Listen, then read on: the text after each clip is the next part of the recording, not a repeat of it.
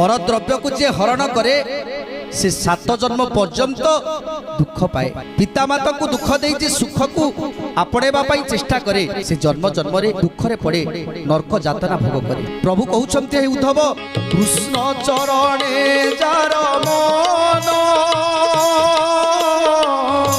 संसारे श्रेष्ठ सेहि जन नाम जा मुखे सदा थाए भगत मते श्रेष्ठ हुए।